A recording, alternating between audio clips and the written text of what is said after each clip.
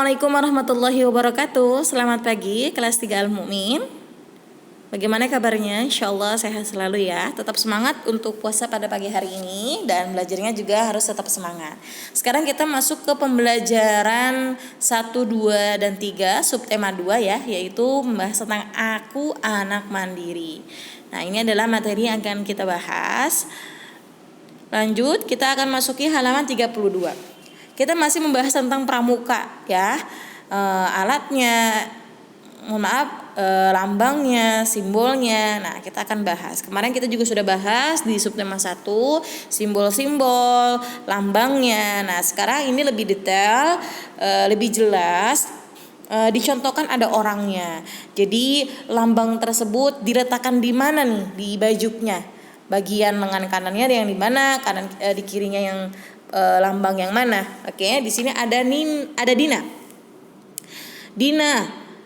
Oke, kita lihat yang di atas dulu ya, dia topi. Topi ini adalah tanda tutup kepala. Nah, itu lambangnya seperti itu. Lalu yang ada di dikerah, yang dikerah itu warna ungu, itu namanya tanda pandu dunia. Ya, itu diletakkan di sebelah kanannya Dina. Lalu tanda pelantikan itu diletakkan di sebelah kiri ya, di kerah bajunya Dina.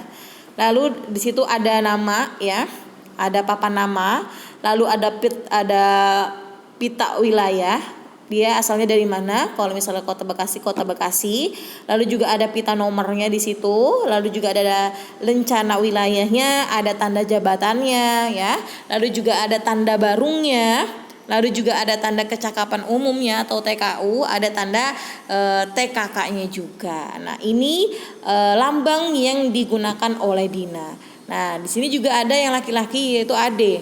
Nah, bedanya sama Ade itu apa? Peletakannya aja ya, peletakan untuk tanda padu dunia sama tanda pelantikannya. Kalau yang wanita itu diletakkan di kerah ya, di ujung kerah.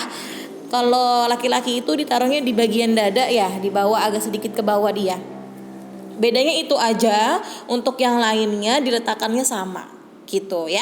Jadi beda antara wanita dan laki-laki, bedanya hanya peletakan tanda pandu dunia dan tanda pelantikannya saja. Oke? Nah, di halaman 42 ini juga ada lambangnya nih, ada lambang lain. Oke, Nina sudah memiliki beberapa tanda kecakapan khusus atau TKK. Tahukah kamu bahwa selain TKK wajib masih ada banyak TKK pramuka siaga lainnya? Nah, kalau tadi kan sudah ada tuh si Nina dan Ade udah ada tanda TKK-nya. Nah, bisa ditambahkan juga tanda TKK pramuka siaganya. Ya, tanda kecakapan khusus pramuka siaga terdiri atas 5 bidang. Ada warna dasar TKK pramuka siaga berbeda-beda sesuai bidangnya. Misalnya kalau dia bidangnya agama, bidangnya dia patriotisme, kesehatan, keterampilan, sosial. Nah, itu dia lambangnya berbeda. Nah, ini yang kuning adalah contoh dari bidang agama, mental, moral ya, pembentukan watak berwarna kuning. Lalu ada bidang patriotisme dan seni budaya, itu dia berwarna merah. Lalu bidang kesehatan dan ketangkasan berwarna putih. Lalu bidang keterampilan dan teknik pembangunan berwarna hijau. Lalu ada bidang sosial, pri kemanusiaan, gotong royong, ketertiban berwarna biru. Jadi ini adalah TKK pramuka siaga lainnya. Jadi ada masing-masing warnanya berbeda. Sesuai misalnya dia tadi contohnya misalnya si Dina, dia ada TKK pramuka siaganya itu dalam bidang agama ya, berarti dia warna kuning.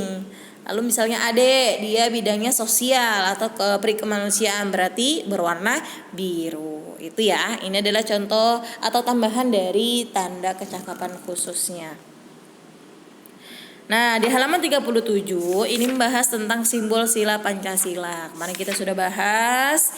Nah, sini kita akan mengetahui contohnya apa sih contoh dari pengamalan sila Pancasila. Kita baca. Salah satu keterampilan yang dipelajari dalam pramuka siaga adalah pertolongan pertama pada kecakapan P3K. Pramuka mengajarkan arti tolong-menolong sesama manusia, baik dalam kecelakaan, kesulitan, maupun musibah yang menimpa. Anggota pramuka diajarkan untuk ikhlas menolong dalam keadaan apapun.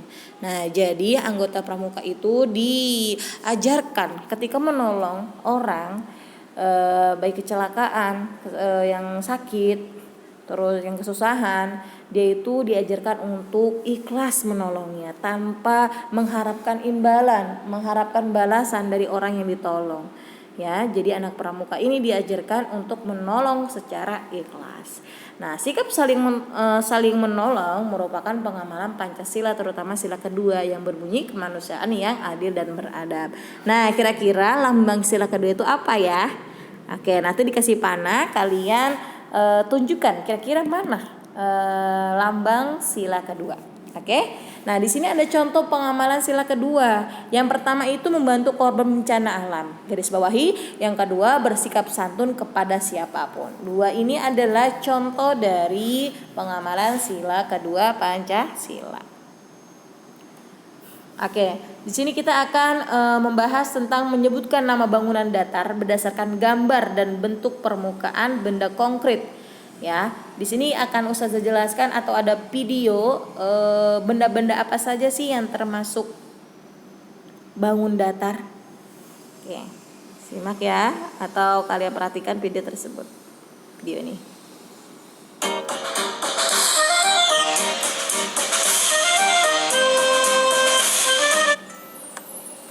Hari ini, ya, sekarang waktunya kita untuk belajar. Hari ini kita akan belajar tentang bangun datar dan sifat-sifat. Materi matematika kelas 3, tema 8, subtema 2. Benda-benda berbentuk bangun datar. Bangun datar adalah bidang datar yang dibatasi oleh garis lengkung atau lurus dan tidak memiliki ruang. Ini adalah contoh benda-benda yang berbentuk bangun datar. Bendera Barung dan permukaan depan tenda berbentuk segitiga.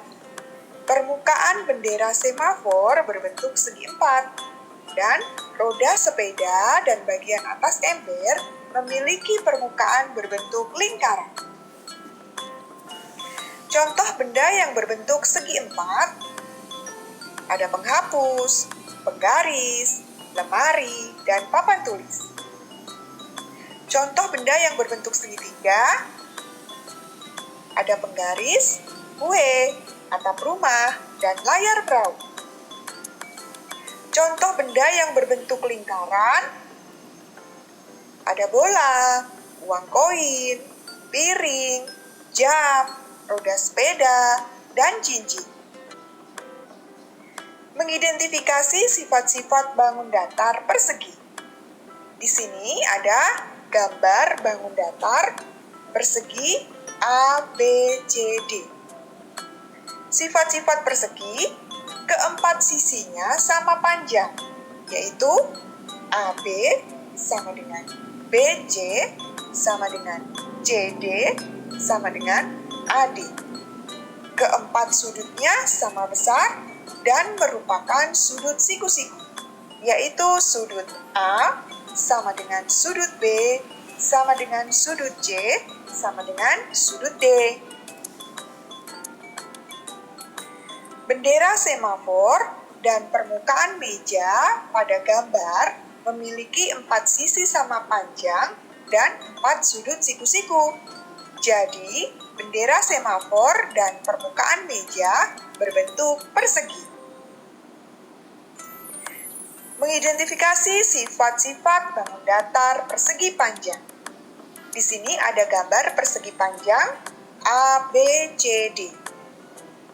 Sifat-sifat persegi panjang memiliki 2 pasang sisi yang sejajar dan sama panjang, yaitu AB sama dengan CD dan AD sama dengan BC.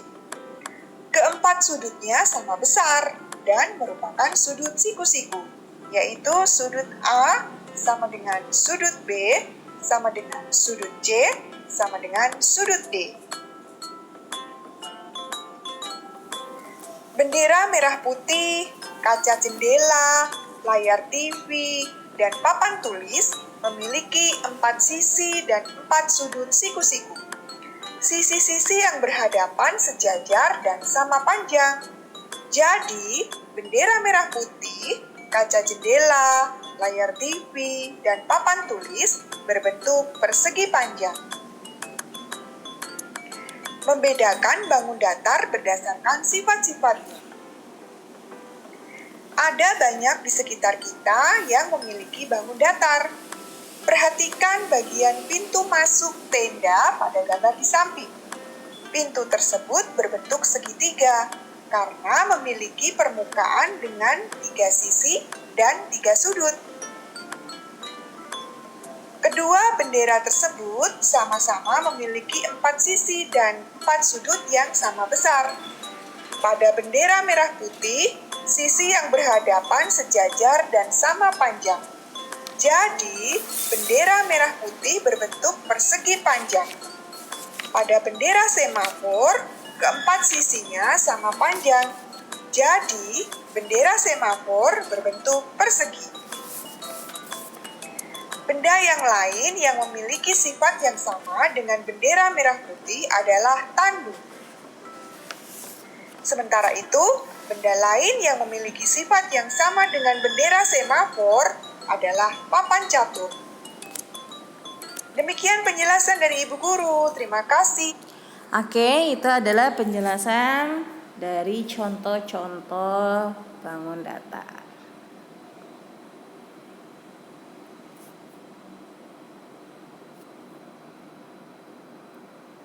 Oke.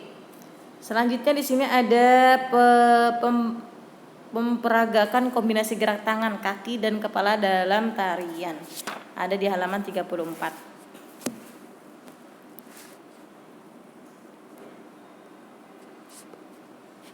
Nah, katanya gini.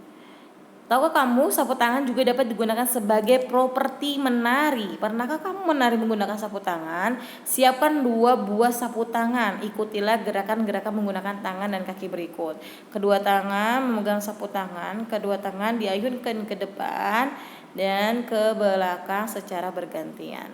Seperti tarian Jepong ya.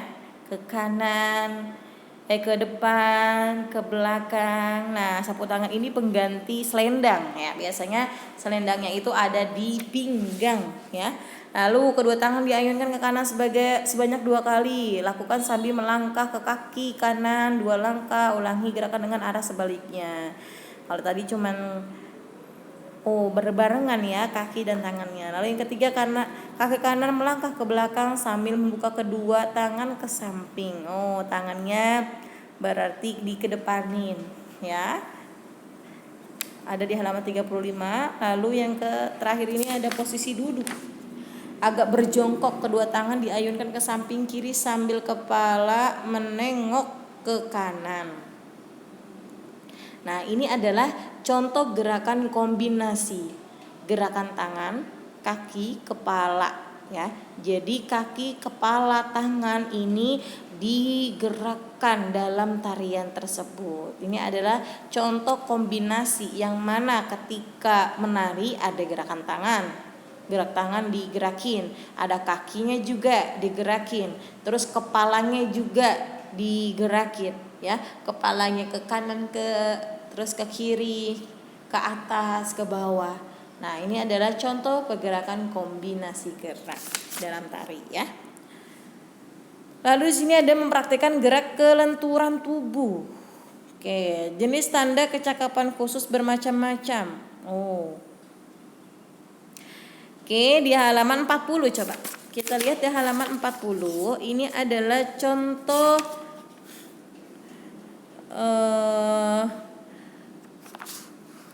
kelenturan tubuh. Jenis tanda kecakapan khusus bermacam-macam. Selain tanda kecakapan khusus TKK, P3K, pertolongan pertama pada kecelakaan, terdapat TKK bidang ketangkasan dan kesehatan. Untuk melatih ketangkasan dan menjaga kesehatan, kamu dapat melakukan berbagai gerakan. Misalnya berolahraga, melakukan gerakan-gerakan berikut. Sebelum melakukan gerakan, lakukan pemanasan terlebih dahulu. Nah, ini adalah contoh gerakan kelenturan tubuh, yaitu di mana badan kalian disejajarkan seperti sujud ya jatuhnya, seperti sujud, seperti ruku, mohon maaf salah, seperti ruku, cuman tangannya itu beda. Kalau ruku kan tangan kita ada di dengkul ya, kalau ini tangannya disejajarkan dengan kepala kita. Nah, terus agak sedikit ke bawah, lalu kepala disatukan dengan tumit atau dengkul kalian. Nah, lalu yang kedua, nah ini juga gerakan untuk lenturan tubuh. Kalau tadi tangannya, kepalanya ke bawah, ini ada gerakan kepalanya dia ke atasin bareng sama tangannya. Lalu juga kepalanya diturunkan ke sampai tangannya itu sampai menyentuh sepatu. Lalu ada juga tangan yang digerakkan ke belakang, ya. Nah, ini adalah contoh gerakan kelenturan tubuh. Oke sayang. Ini adalah materi yang kita bahas. Alhamdulillah telah selesai. Tetap semangat belajarnya. Hari ini tugasnya kalian kerjakan di halaman 30. Sebentar. Halaman 36.